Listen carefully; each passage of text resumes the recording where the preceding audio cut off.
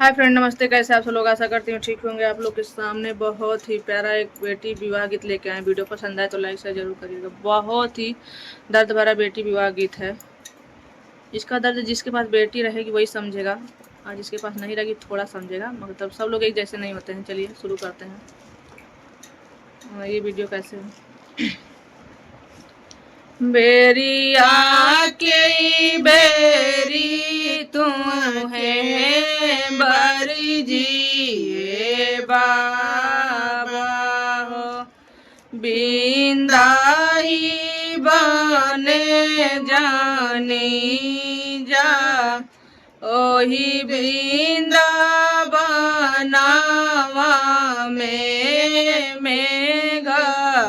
गराजी हैं हो, बीजी जाई है साजना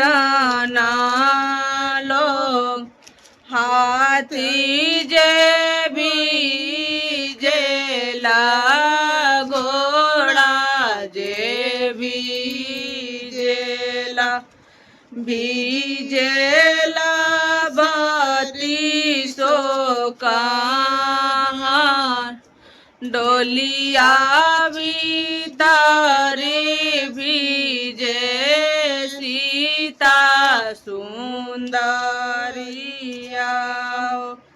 सेंदूरा भीजे लाली लाल, सेंदूरा भीजे लाली लाल।